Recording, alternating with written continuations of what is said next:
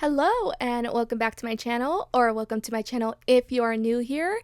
Today I will be doing a reading vlog of my experience rereading Fourth Wing by Rebecca Yarros. It has been a hot minute since I've done a reading vlog, so I was very excited to do this one. I say was because I have already gone through and recorded my experience reading Fourth Wing. So this is like me from the future. I have yet to make the intro to this vlog, so I am here now making it. So I ended up rereading Fourth Wing because I had first read this book exactly a year ago, and I had forgotten some things regarding what happened in the first book, and because I wanted to continue on with the series, I just needed to refreshen my memory on everything that happened in the first book, so I decided to reread it. So this will not be like a true representation on my initial reactions to everything that happened in this book because I have already reread it, so I know a lot of what happens, but I still decided to vlog my experience rereading this book because there are some plot points that I did forget that happened in this book. The only thing that I remembered was the ending and how it ends. There were a lot of things that I actually did not remember that happened in this book, so I thought it would make for a very interesting vlog. This vlog will cover spoilers that happen in Fourth Wing, so if you have not read this book yet, do not watch this video if you do not want to be spoiled, because I will be detailing everything that happens in this book throughout this vlog, so you might not want to watch if you have not read it yet and don't want to be spoiled. So initially I had planned to actually listen to the graphic audiobook of this book while reading this book because I thought it would make for a cool experience listening to the graphic audio while reading it. But I ran into a problem while listening to the graphic audio and reading the book that I will explain in this vlog, but just know that that plan was canceled and I decided to not listen to the graphic audio while reading this book. And I'll explain why in a few clips, but yeah, I decided not to listen to it. So I have already read this book, but I still do have a video of my reaction to the end of this book because my coworkers had wanted me to read this book and they wanted me to record my reaction to the ending. So I still have that clip of my reaction to the ending and I will be including it in this vlog later on. So that's a little thing that you will get to see, my true reaction to the ending of this book. And I think that's all I wanted to mention. Spoilers, the fact that I've read this book, that I have like my true reaction to the ending of this book on video, and that's it. So yeah, we're just gonna get right into this vlog and I hope you guys enjoy it. So let's get into it. One reason why I remember being hesitant to do vlogs is because it is inevitable that in every single vlog I do, I'm going to look like I just rolled out of bed because that's how I look in my everyday life when I'm just at home. I typically look like I haven't slept in like 5 days, so we're just gonna have to accept what's going on right here. I'm just gonna look pretty terrible in all of my clips, so it is what it is. We also have a cat here. This is also a very typical event of him just wanting cuddles, which is fine. That's why I got a cat, so he can cuddle me. So I love it. So you'll probably see him a lot in this vlog. So let's see if I can focus here with this cat in my face. I'm going to be starting on Fourth Wing. I have my book right here with the dust jacket off. And I'm going to read until probably noon. Right now it's around 10. So I have like 2 hours to just sit here and read. I'll probably actually keep on reading until I feel hungry and I'm ready for lunch. So yeah, I'm gonna get started on it and I am really looking forward to it. I've been wanting to start this book for a while now and it is finally time.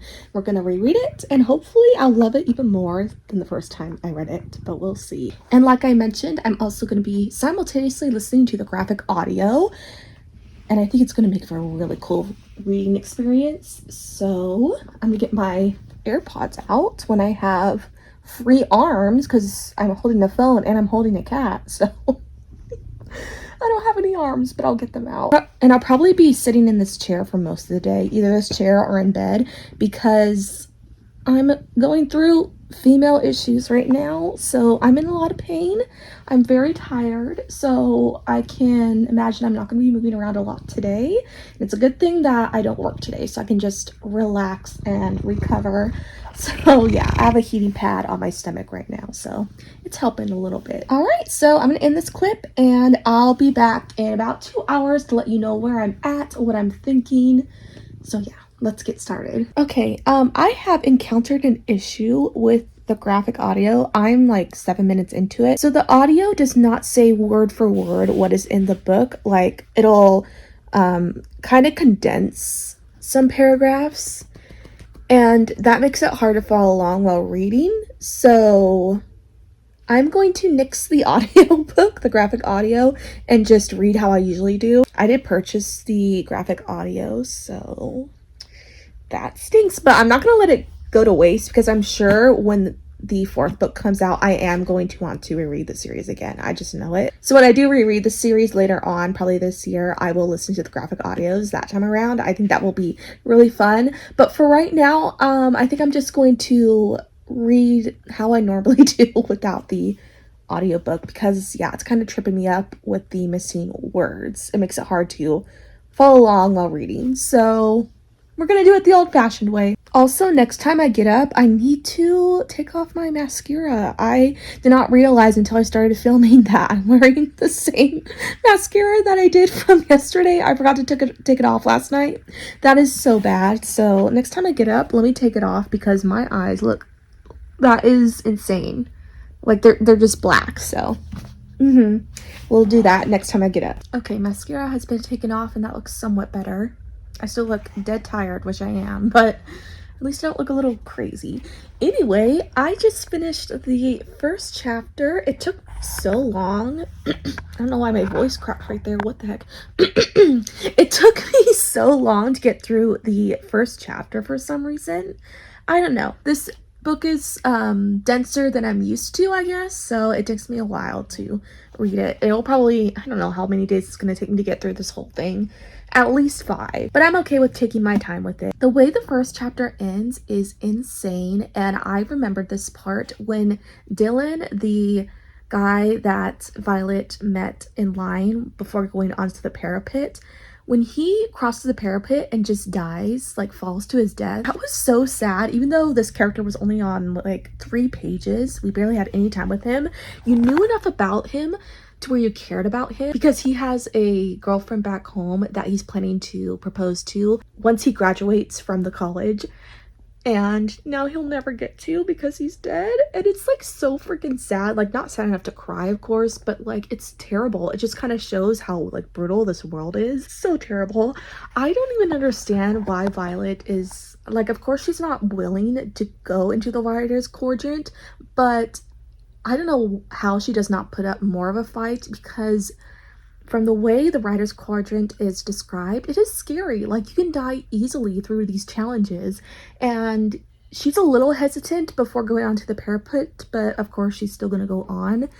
But it's like, girl, you could die. Like I'd be running. I'd be like, nope, I'm out. I don't care. I don't care that I'm defying my mom. I'm not doing this. Like, could not be me, but you know, she's brave. We can already tell she's a brave girl, so, and of course she makes it through, at least towards the end of this book, because I read it, but she doesn't die, but I'd be terrified if I was her. You do meet Satan in this chapter. Of course, he's described as super handsome, because all love interests are, but you know what? I'm down for it. I'm so down. I remember really liking him. It's kind of hard to like him at first, but he grows on you, so I'm excited to see even more of him throughout this book and like fall in love with him all over again. I decided to venture out here where there is way better lighting, so yeah, here we are. You can see all of my lounge flies back here. And then I have my bookshelf, which I'm still trying to get together. So there's a lot of just random things on the shelves, but I got like the top put together. I want to film out here for my videos so badly. It like kills me that I can't, but that room, which is my dad's room, is the only room where I can get any privacy because my room is actually part of the living room of this house. So if I want to film videos, I have to do it in my dad's room, which is unfortunate because My room is like decorated so prettily. Like I wish I could film out here so bad. It actually like breaks my heart, but I have to work with what I got. So yeah. Anyway, that's not what this vlog is about. Let's talk about my update, where I'm at in Fourth Wing. So I am 4 chapters in, and things are coming back to me. This is why I always love rereading books, because usually I will have forgotten most of the plot, or at least what happens in books, so I need to read them to like have things come back to me, and so much of this book is coming back to me. So I completely forgot that a lot of the cadets, or the leaders of the Riders Quadrant, are the children of the Tyrandors, I believe, who rebelled, and Xaden's father was the leader of that rebellion, and so all of their children were put into the Riders Quadrant as punishment in hopes that they would die. But of course, Xaden and like a few of the other children of those ones who rebelled did end up living, so that was interesting. I completely forgot about that, and that's kind of where Xaden comes from. And all those children have markings that stand for them being the children of the leaders of the rebellion. So yeah, completely forgot about that, and it makes for a very fascinating aspect of this book. Also, the way the world building is dropped in this book is so funny and clever as well. It's all dropped when Violet is going through the parapet. She finds that the way to calm her mind is to recite everything she learned from the books that she read, because she was initially going to be in the scribe quadrant. So she's taken in a lot of information about the world over time and the system. And so she's going through the entire basically world building of this series in her head and saying it out loud to calm her down. And so that's how we find out the entire world system of this book, by preoccupying her mind to distract her with what's going on with going through the parapet. But hey, it's effective at getting the world building across, so I'll give it that. I think I'm gonna sit down and continue reading right now. All right, so I'm gonna get right back into it, and I'll update when I'm ready. See you then. It is day 2. It is also February 1st. So yesterday I made it up to 8 chapters, so not too bad. That is 100 pages. I aim to read 100 pages per day because I think that's really reasonable for me, and usually I can do that well. So one thing that is absolutely hilarious is how Violet was poisoning her opponents to make it so that she could win against them in their battle tournaments. Kind of cheating, honestly, but I mean, I would have done it too if it meant that I could have a 1-up. So I love her for that. It's also revealed that Dane's power, his, what do you call it? Signet? I'm gonna call it signet. I need to look up how to pronounce that. His is that he can read minds when he touches someone's temples, and I absolutely remember that he uses that power against Violet at some point. However, I can't remember what he read from her mind when he used that power. I'm pretty sure it had something to do with Xaden. There was one scene that I read when right after he told her about his power, where he touches her cheek after she was thinking about the secret meeting that Xaden had with the first years, but he was touching her cheek, not her temples. So I think it comes up later when he actually like touches her temples without her even realizing and reads her mind. So I remember that part now, and that was very shady of him that he used it against her. Honestly, Dane has been kind of iffy with me. He really does not believe in Violet and her potential at all. He's constantly trying to get her to leave the Rider Quadrant and go to the Scribe Quadrant. Of course, he wants to keep her safe, and that's noble, but like, give her a chance to prove herself, because she's doing really good right now. Whereas Xaden, because they had a run with each other, he is giving her tips on how to make it through these trials, the battle tournaments, and he's telling her, like with Jack, who is the bully, like, use your knives on him, and he's giving her like advice, which is funny because he's supposed to hate her, but I think all along he believed in her and encouraged her from the beginning. So they've always had this really weird relationship where, yes, they hate each other, but Xaden has also been her cheerleader throughout this whole book, at least the first book. So yeah, he's on her side, whereas Dane is really putting her down. So you know what? I'm on Team Xaden, like most people are, and I can see why. And now I'm at the part where Violet's opponent got sick and had to be taken to like the healer's ward. She poisoned him way too early, and now he can't even fight. And so Xaden volunteered to battle her. So this is going to get interesting. And if I can recall, in this chapter there is some serious sexual tension, which I was all for.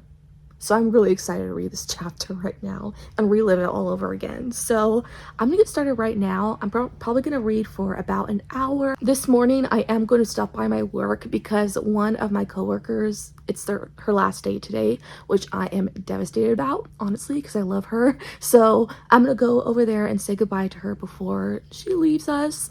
And then I'm gonna come back home and probably read some more. I go to work at 5 today and I get off at like midnight tonight. So like once 5 o'clock hits, no more reading for me for the rest of the day because I'll be working for the rest of this day. So I have until 5 to get to 100 pages, but I think it's possible. I'm pretty sure it is. I made it to page 153, so I got a lot done today with reading, so that is good. There is so much death in this book. It's pretty much just like the Hunger Games with the amount of characters that die. It's like the Hunger Games, but in a fantasy dragon setting. Like, it is brutal. I really like this part where Violet and Xaden were having another conversation alone together after she caught him in a meeting that he wasn't supposed to be having. And they have this conversation where she's bringing up that she's acquired a lot of hope throughout the 2 months that she's been in the writer's quadrant so far.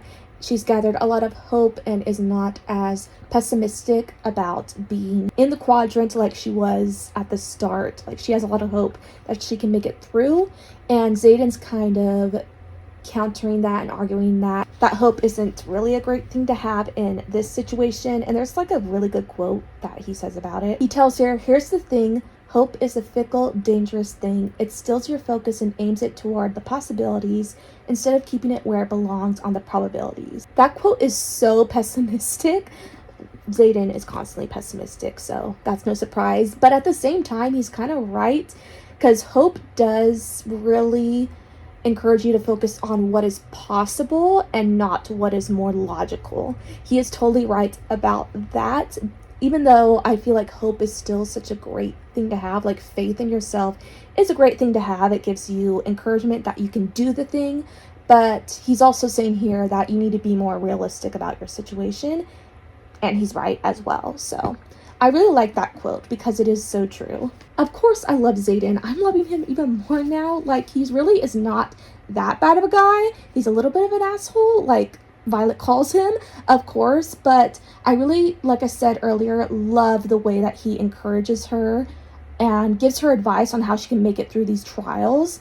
I love that about him. He's like the only character throughout this whole book so far, well, maybe except for Rhiannon, her friend, but along with her, he's like the only person who is encouraging her and not putting her down, because all of her other classmates are all putting her down. They don't see anything good about her. They think she's weak, and he's one of the only ones who is actually lifting her up without her even realizing it. Like, she is taking his advice and she is making it through. I loved how he told her before going into the gauntlet, he tells her the right way isn't the only way, figure it out. He's telling her to think it outside the box on how she can defeat this. Like, don't just take the obvious route that might hinder you and make you not win. Find another way that you can make it through. And she did, and she made it through that trial. So he is helping her a lot, and I love that.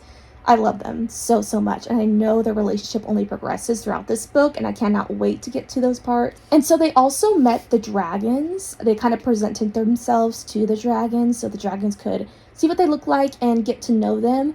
And 2 characters die because the dragons incinerate them. One is Prior, and then one is Luca, the bitch of a girl that no one likes. And the way she died was so funny. Like, I felt bad for laughing, but it was so funny. So she's talking to Ryduk and they're arguing. I'm just gonna read this whole last part right here. Lucas says, honestly, I thought they were going to eat you. And then Violet says, me too.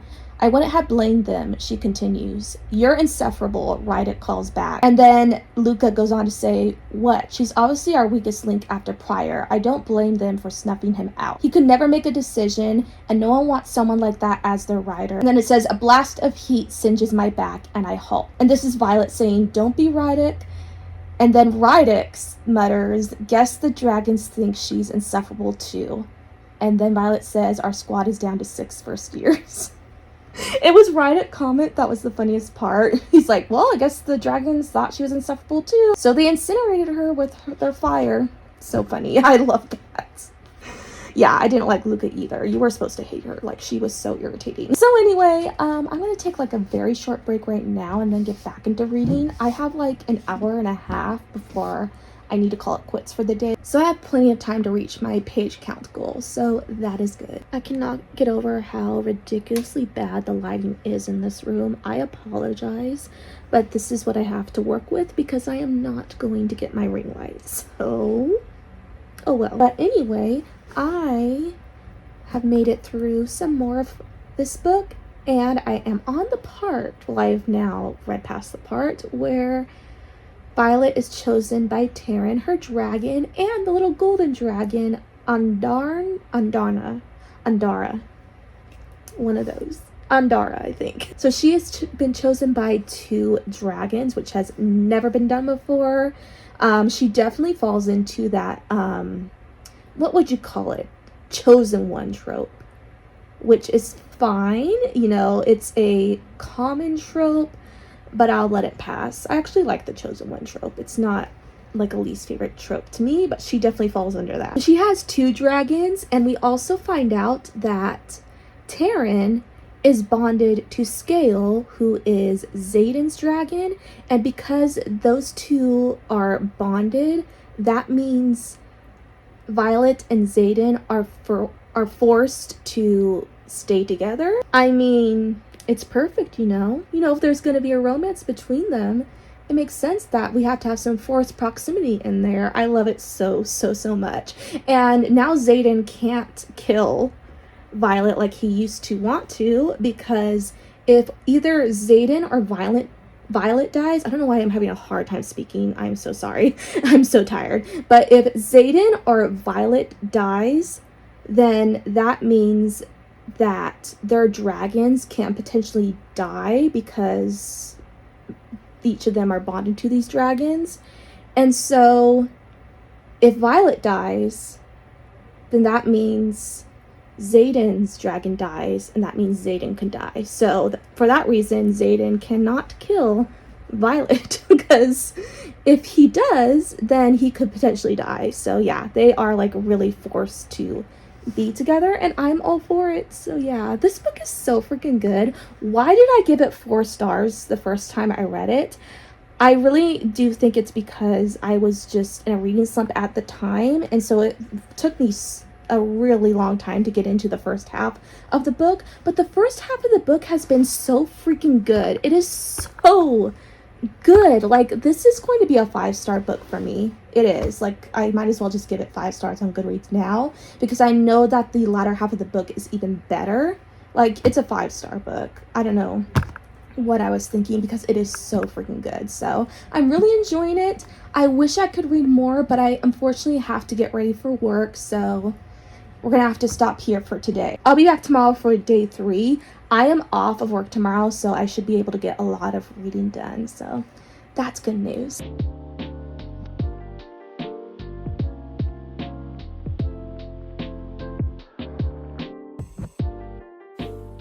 Hi, so it is day 3. I have already gotten a little bit more through Fourth Wing, but not much, probably like 10 pages.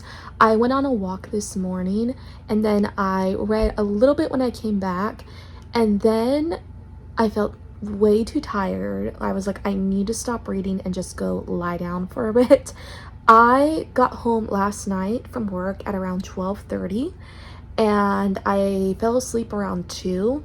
And then this morning I woke up at 6:30, could not go back to sleep. So I got like 4 hours of sleep. So I tried to take a nap after I decided, you know what, I need to quit reading and just go lie down. Didn't end up falling asleep. It is so hard for me to take naps nowadays. I used to be able to take them easily. Now I can't. I cannot fall asleep even when I'm tired. It's super frustrating. So I just lie down for like maybe an hour and a half. And then I got up, had lunch, and just took a shower. So that's how my day has been. It's been really just all over the place. Like, today has just been weird because of how tired I have been. I just have not done much of anything.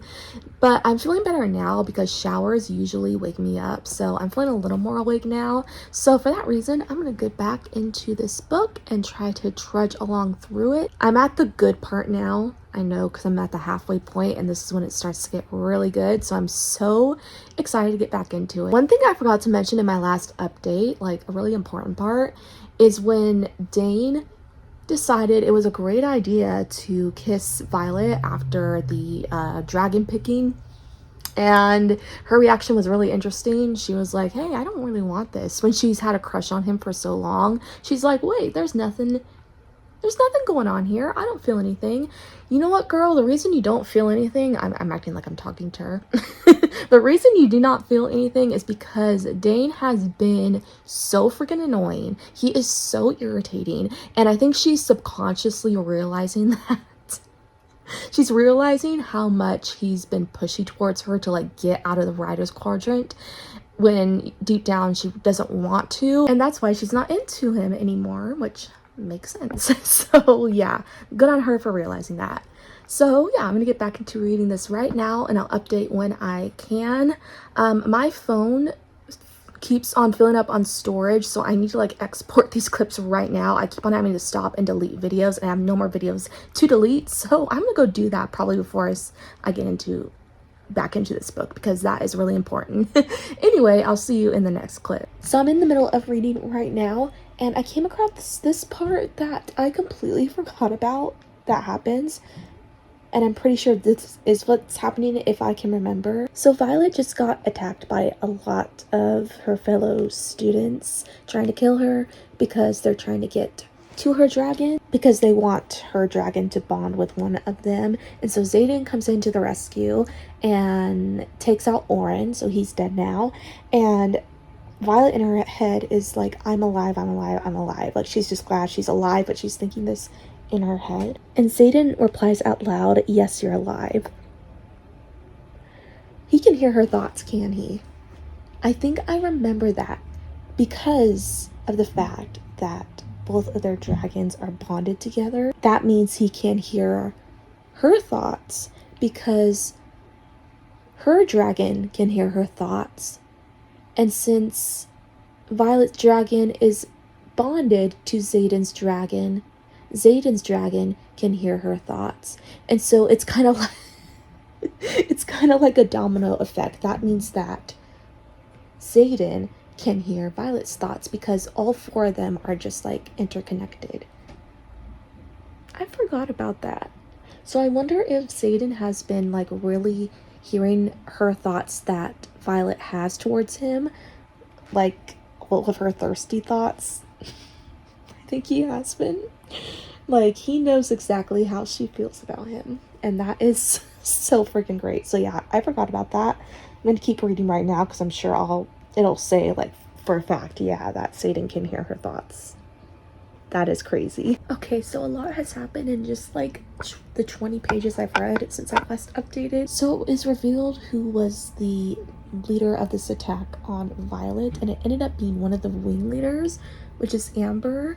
And her punishment, even though she's a wing leader, she's like at the very top, she still had to face punishment, and that punishment was a death sentence. And so she is incinerated by Taryn. He blows fire on her and she is dead, but she is also bonded to her own dragon. And I don't know, it got me so emotional. Like, I'm teary-eyed right now. Her dragon, it says like in the last sentence of this chapter, It says, a gruesome scream rends the air, shattering a window in the academic wing, and every rider slams their hands over their ears as Clade mourns. It's, I don't know, it just makes me really sad that her dragon has to suffer over her death because the two are bonded. So, like, what's gonna happen to her dragon now that her rider is dead? Is she going to die? If their bond was that strong, is her dragon going to die as well? That would be really sad, especially because it wasn't the dragon's fault that her rider turned out to orchestrate this assassination attempt on Violet. Like, that's not the dragon's fault, but is the dragon gonna die because her rider is dead? I don't know, it makes me so sad, especially that reaction that her dragon had. Like, she just screamed and was mourning the death of her rider. It's just, oh, it's devastating. So yeah, I felt that. I feel the emotions with that. So yeah, that's where I'm at. Just past a part that I didn't think would get to me, and it has. That's little tears right here. It has. All right, so I'm taking a break right now. I am on page 250. Yeah, 249. I'm like officially like halfway through this book, so getting through it. The Grammy goes to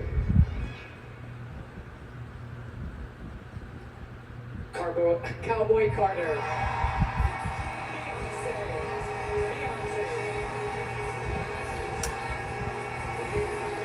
Well, there's that. It is day 4, and let's see where I'm at. I am on page 302 of Fourth Wing, so almost there. My goal for today is to reach 400 pages, so I think that's possible. Today, I technically go to work, but it's just for a meeting, and it's gonna be like an hour, maybe an hour and a half long, so I go in for that at 5. But for the rest of the day, I'm just going to try to read as much as I can. I also simultaneously need to work on scripting my January wrap-up video, so I'm going to do that as well.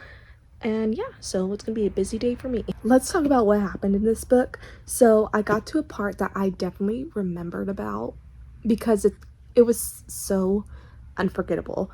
Could not remember this scene. So it is when Taryn, I need to look up properly how to pronounce his name. I'm just gonna call Violet's dragon Taryn for now. So Taryn is in the mood, and he wants to get busy with Scale, his mate.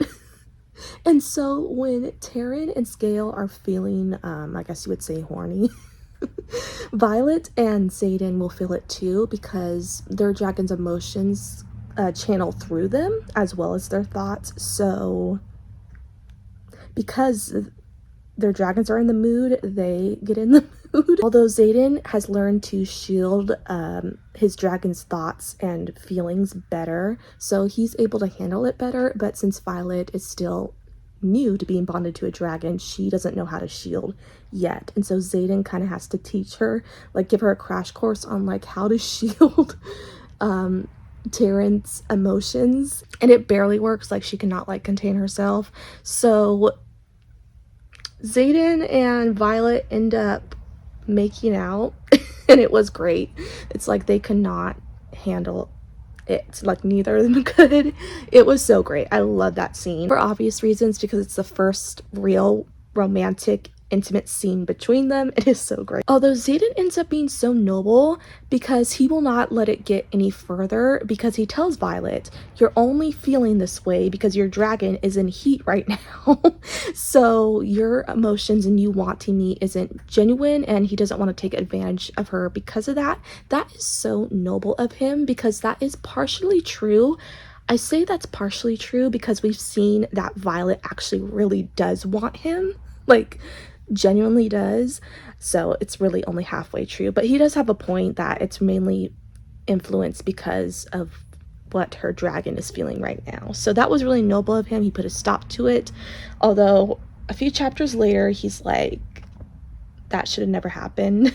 Which, understandable, because he is her superior and, you know, it's just wrong. But I don't believe him. I think he's glad that happened.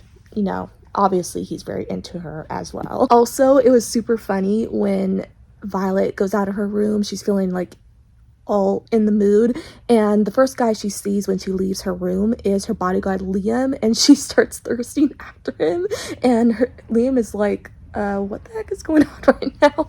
Because he doesn't know what's going on, whereas Xaden knew exactly what was going on and why she was feeling this way. It was super funny. I love Liam, by the way. He's like a new character that was introduced, and he's Violet's bodyguard. He is so sweet, so funny. Like, he is really, really awesome. I definitely remember him now as I've been reading this book. All right, so that's what's been happening. I'm super excited to get back into this because I know a lot more great stuff is going to happen. So I'm gonna get on it right now, and I'll be back in a bit. I gotta bring this up, what I just read, because it really shows the subtlety of Xaden's support for Violet so well. Like, it's almost a blink and you'll miss it, but it's so subtle and I love it. So this is Violet talking about her mother, and she says, she spent almost an entire year ignoring me when Dad died, which was almost as wholesome as the years she spent barely tolerating my existence because I wasn't perfect like Brennan or a warrior like Myra. And then Xaden goes on to say she doesn't know you very well then. I just love that because I don't even think Violet is registering how like steadily supportive he is being, because she just kind of brushes by that, but I love it so much because throughout this book we've seen Xaden be so supportive of Violet without her really like registering how much of a support he has been to her. Like, she's kind of gotten it a little because she does recognize that Xaden shows more support for her than Dane does, so she's compared the two. But like, just with that comment from him right there, it really shows that he is on her side and he believes in her when her own mother doesn't even show that same belief in her. He's the one who is like, yeah, you are just as great as your siblings. Like, I love it so much. So I really love that. I just mainly loved the subtlety of his comment right there. Right now I'm on page 350. So a very sweet thing happened. So Violet is on a little tour of one of the outposts and she runs into her sister there. So they had a reunion, which was really sweet. I liked how they got together again, at least for a little while. And Xaden actually showed up and had to tag along because his dragon scale could not be away from Violet's dragon for more than like 3 days, so he had to show up, and that really causes a problem that Violet's sister brought up because Xaden the following year is going to be a lieutenant, so he has to go out and be prepared for battles. And Violet still has to stay at the War College because she's not finished with her training yet. That's going to cause a problem if their dragons can't be separated for more than a few days because they're going to have to be apart. So one of them is going to have to follow the other at some point. So it causes a problem, and Myra, Violet's sister, is not really okay with that. She's like, this is a huge problem.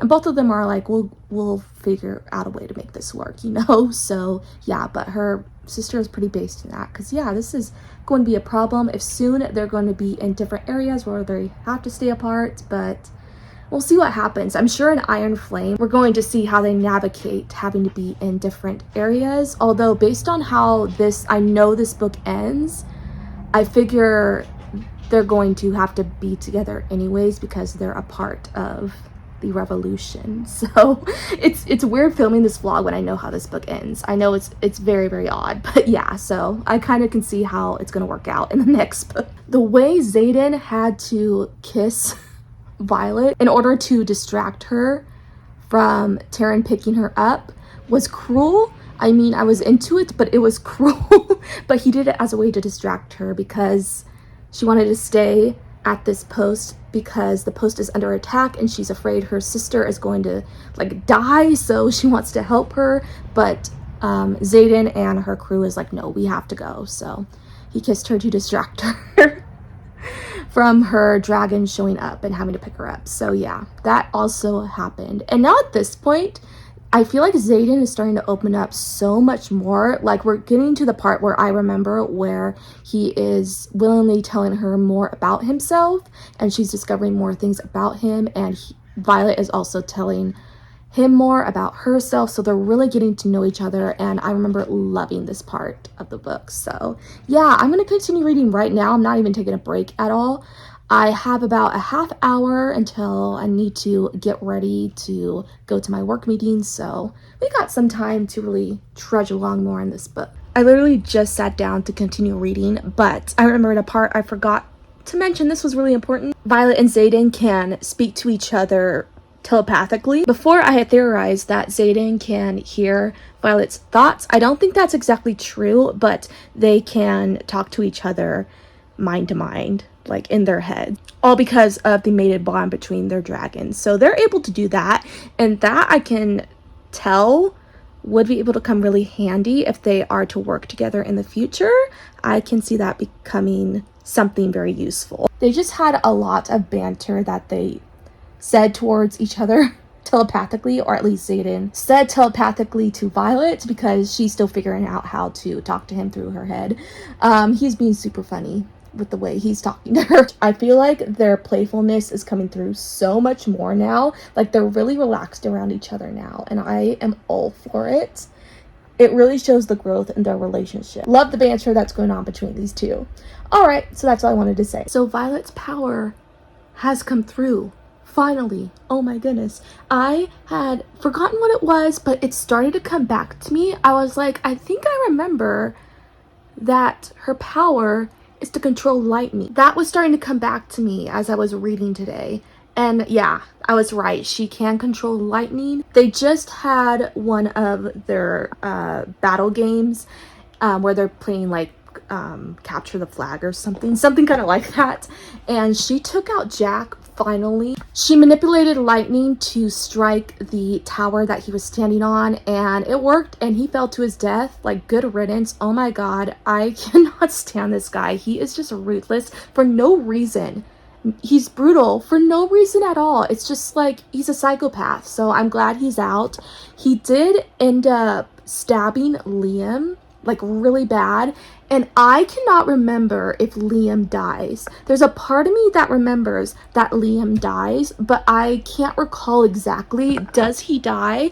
And I hope he doesn't, because I'm gonna be really upset if he does. I kind of thinking he doesn't, because I figured if he had died, then I would have remembered.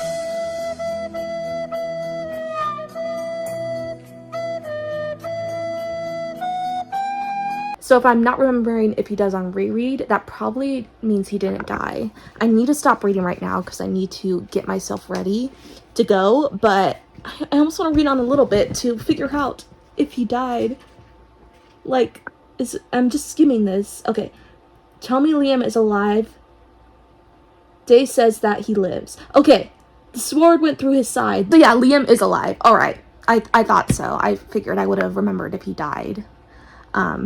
So yeah, I'm glad about that. The psychopath is dead. That's all we need. That's the only death we need right now. So yeah, I'm gonna have to stop here. But I'm pretty sure I'll be able to read more when I get back home from work. So I'm gonna do that. I also need to continue scripting my January wrap up, but I think I'll be able to do both at the same time, even though I need to get to bed early tonight because I have to get up early for work tomorrow. But I'm going to be productive today. I'm in a productive mood, so I'm sure I can be able to balance reading and also scripting videos. We're going to get it all done.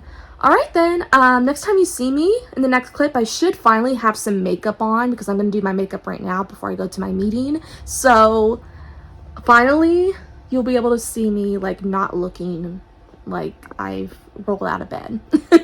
Anyway, I will see you in the next clip. I completely lied in the last clip because obviously I'm not wearing any makeup at all.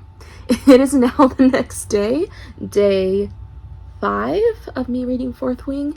I didn't update at all last night, so yeah, no makeup still. This is gonna be a whole makeup free vlog, but you know what? I'm fine. I've always been one to be not too pressed if I go on camera or out in public not wearing makeup. It's like my natural face is fine. I just feel like sometimes without it I look kind of tired, and I definitely do think I look kind of tired, and I am tired, so that probably has more to do with it. So I have not read a lick of a word today. I went to work this morning. I got home at 1, and then I had lunch, and then I cleaned my bathroom, and then I did the dishes. So it's just been a very busy day for me. I finally have some free time. However, I'm not going to use the time right now to read right now because I still need to finish scripting my January wrap-up video. That needs to get done today because I need to film tomorrow. That's my number one priority to get done today. So reading is going to have to be very, very low on the list for me today, but I'll still get reading done for sure. I plan to finish Fourth Wing today because I only have about 100 pages left, so it's perfect. I definitely should be able to finish this today. I can even stay up late to finish it since I don't work tomorrow, so if I need to stay up late to finish it, I will. So I do want to talk about what's happened because things have happened. This is like my absolute favorite parts of the entire book are happening. I swear the last like 200 pages of this book I remember being so good, and they definitely are. So chapter 30, man, chapter 30, oh my god, best best chapter ever. You know, as a romance lover, it's for me the best chapter there is. It was so freaking great. I swear Rebecca Yarros writes spice so good. I think it's absolutely hilarious. When Violet is feeling like really intense emotions, that's when her power gets activated. And so while they're going at it, her lightning is going off like crazy. It is hitting outside the windows. It is hitting inside as well. It causes the curtains to blow up, and Xaden isn't immune to it either. Like his shadows really get activated, and it's like one of the one times where he cannot control his power at all. It's so freaking great. I really love that aspect. It just makes for a really chaotic, sexy time. So I don't know, I love that so much. Such a great chapter, so well written. Obviously I loved it so much. Like I have not stopped thinking about it since last night. I just love these two and their chemistry so freaking much. It is so on point. And then like following afterwards, I love the follow-up of what happened. So Violet's like power, he's in charge of the power aspect of the students, wants to take her out to the mountains to help her get control of her power, and she's having a hard time calling to it. Like she really has to focus if she wants to activate it, and she tells the professor that she can really only activate it when she's feeling intense emotions. And so her dragon is there as well. Tarn, can never pronounce his name. Tarn is there as well, and he makes a comment. I have to read this passage right here. Okay, so here it is. So the professor asks her, "You wielded lightning besides yesterday's display during the war games?" And then she replies a few times. And the professor says, "And both times were the result of emotional reactions?" And she says, "Yes." And then the professor says, "Well, then start there, ground in your power, and try to feel whatever it was you were feeling." And then her dragon asks her, "Should I get the wing leader?" Because her dragon knows that the reason why her power was set off last night was because they were doing it. It's so funny. He's just like, "Should I go get the wing leader?" And then she's like, "Shut up." Because, you know, only Xaden will help her activate that power for obvious reasons. It's so freaking funny. I love the dynamic between Violet and her dragon so much. Her dragon, Taryn, is so freaking hilarious in his dialogue. I am all for it. And so Violet keeps asking Xaden, like, what are we? Like, she wants more with him. But Xaden is so closed off and not willing to allow himself to love her. And again, knowing how this book ends, I get why. Because he knows her brother and is working with her brother. I think he feels like he'd be crossing a line if he was to get into an emotional relationship with her. So I think that's why he's not allowing himself to, like, get involved with her. I'll only know like the full extent of that probably when I read Iron Flame, so I'll have to figure that out all then. And she's really frustrated about that, and I feel for her about that. I swear it is such a man thing to do. Like, not all men, of course, but it's such a man thing to not want to call it what it is and not want to push it even further into an emotional relationship and only stay in a physical one because that feels more comfortable. Like, a lot of men just do not know how to convey their emotions, and a lot of them aren't willing to convey their emotions, like the true emotions that they feel, and Xaden is not immune to that at all. So I get why Violet is really frustrated about that, and Xaden has been like, you can't fall in love with me, like, do not fall in love with me, like, he keeps telling her that. And there's this one paragraph where, like, Violet is really putting him in his place, and I love how she explained this. I'll have to read it. She tells him, but here's the thing, you don't get to dictate how I feel. You might give the orders out there, but not in here. You don't get to tell me we can F, but I can't fall for you. That's not fair. You can only respect what I choose to do. So we're not doing this again until I want to risk my heart. And if I fall, then that's my problem, not yours. You're not responsible for my choices.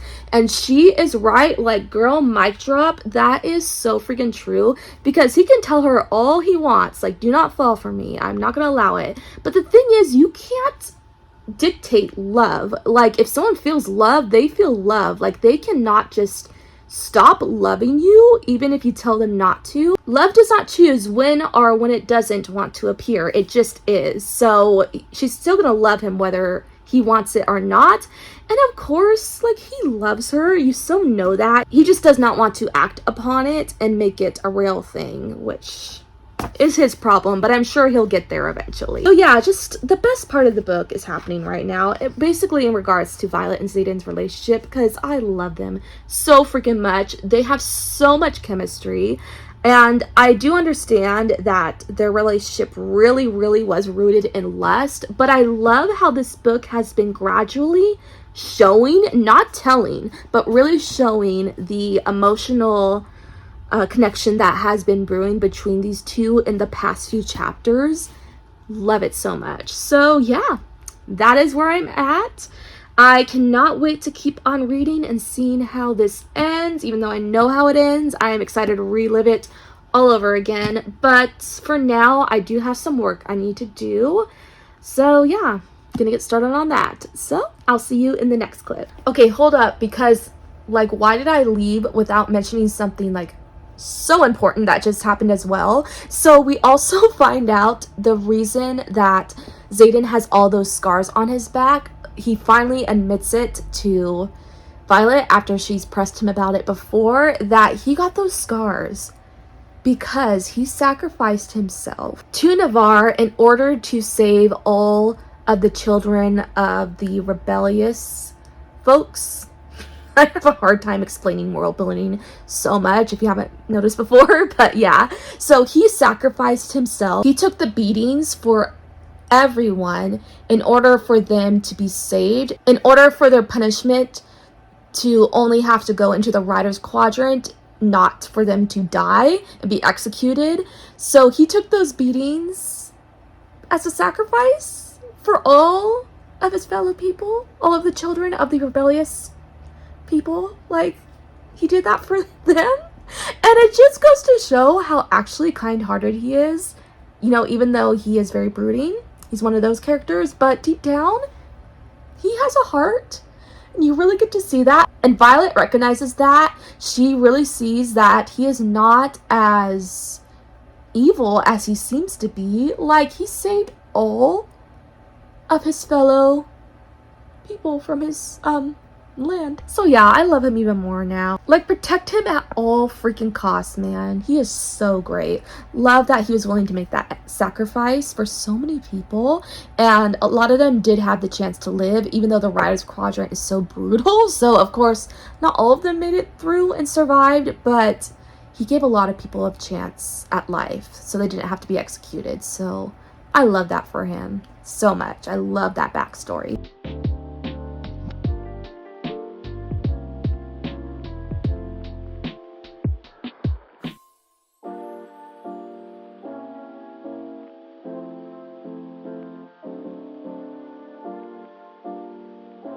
Hello, so it is day 6. I am in my professional setting because I just got done filming my January wrap up, which should be long uploaded by the time this vlog is posting, but just finished that. So I took advantage while I'm sitting here. I'm like, hey, let's film the next update, because I have my makeup on, I look nice, like, let's do it.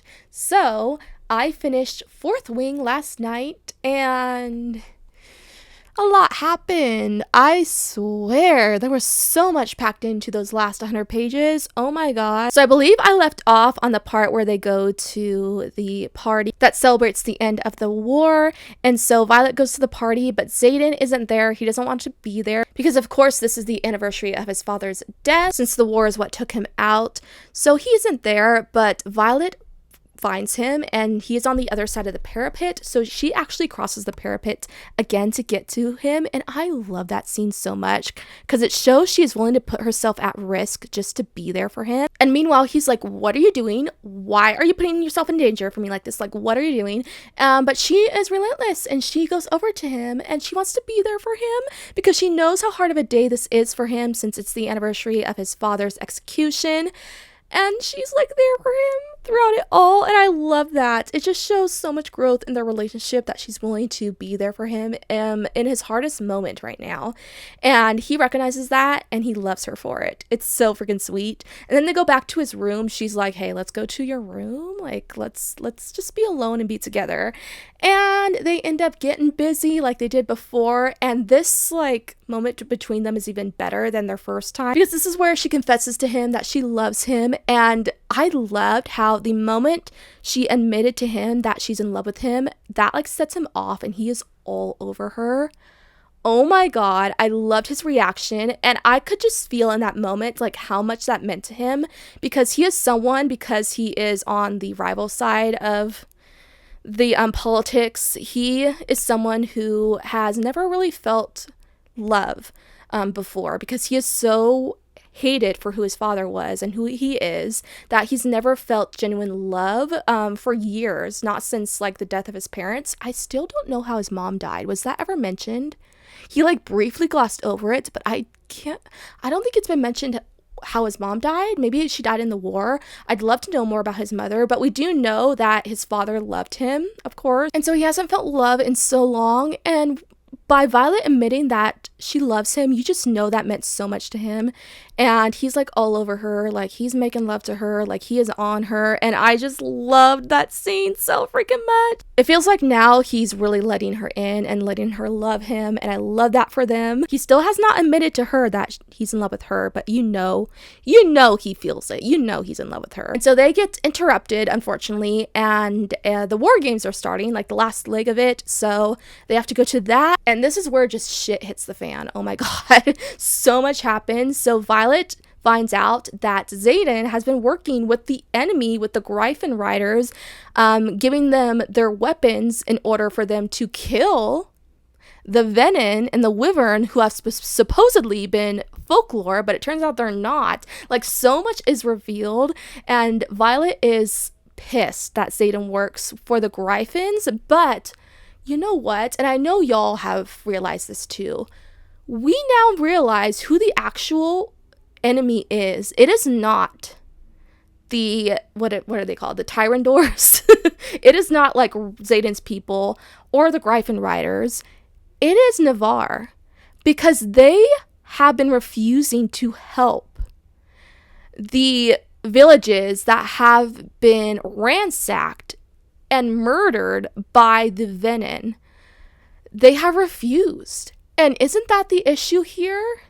Like, aren't they the actual bad people? It is not Xaden. It is not his father. His father was trying to make a change. He was rebelling because he realizes that Navarre is not doing shit. They are not helping anyone here. And so he is like, you know what? We're going to war. And you guys, we're going to show you that you need to help these people. We're going to stick up to these villages that are getting destroyed by the Venom, who you just refuse to help. And so that shows that Xaden and his people, they are on the right side of history. And it really frustrated me with Violet, because she is not recognizing that. She's only mad about what Xaden kept hidden from her, because he had to hide this from her because she is close to Dane, and Dane can read minds and memories by touching someone's head. And so he had to keep this from her because he was afraid that Dane would figure out that they're helping the enemy and tell his father, who is a colonel, and that will get them in trouble. So he had to keep this from her because of that. But Violet is like just pissed that he kept this hidden from her, even though he had to. And I'm like, girl, can you just stop and see that? Can you just see the reason why he's doing this and be happy about that? Because it proves that he is actually the good person here, and that everyone you grew up with, they are the bad ones. And then, this is the worst part, Dane actually read her memory, because he did touch her cheek. And I remembered, like I was stating a few days ago, that he does use his power against her. And this was the scene where he does. Like, he figures out where Xaden and the rest of the, rebellious kids are going in order to give the weapons to the Griffin Riders. And he tells his dad, who is the colonel. And it turns out that their challenge for the War Games is to defend this village, and in turn they're gonna face possible death. Like, the colonel basically sentenced them to death for being traitors. I just hate Dane. This was all Dane's doing. He caused all this destruction. I cannot stand the guy. Oh my god, he just needs to go jump off a freaking cliff. I cannot stand him, and I hope that after this, Violet completely cuts him off. He does not deserve a second chance. Cut that toxic hunk of a man off, please. So a lot happens. A whole chapter of a full battle happens, which I loved how the battle was written. It was really easy for me to follow, surprisingly. It was just so well written, so action packed. I loved every second of it, even though it was like horrific to watch. People died. I think her name is Soleil. We didn't really get to know much about her, so unfortunately I didn't feel much for her death, because she was a character we hardly knew, but she was one of Xaden's friends, and she dies. But Liam died. Oh my freaking god. Wasn't I just mentioning a few days ago that I feel like I remember him dying?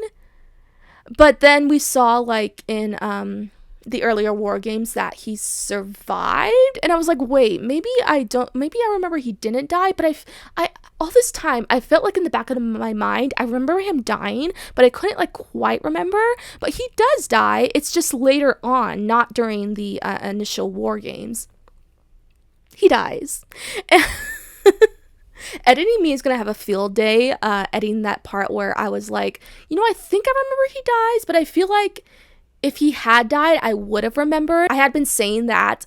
I'm gonna just like go all off editing that, showing how ridiculous I was and the clownery I was facing, because he actually does freaking die. Oh my god, it was heartbreaking. And he died because his dragon died, and if your dragon dies, then that means you die, because of how strong the bond is. Like, you're toast. And so that's how he died. It was devastating. I loved him so freaking much, and Xaden is so torn up about it, because that was his foster brother who he grew up with. I feel so bad for Xaden in this situation, and yeah, I'm just absolutely devastated. He was such a great character. Like, curse you, Rebecca Yarros, for making me feel so much for this character only for him to die. I'm mad at you, but I just can't be mad, because it's overall such a great story, but I'm so mad at you right now. So Violet is hurt, and Xaden is like, we have to get her help. And so he takes her to none other than her brother, Brennan, who turns out he's alive. That part I already remembered. That was like the biggest plot twist of this book. So of course I remembered it upon reread. So was not surprised by that. However, like I mentioned at the beginning of this vlog, I did film my initial reaction to finding out this plot twist. So I'm going to insert that right here so you guys can see like my exact reaction to finding out how her brother was actually alive.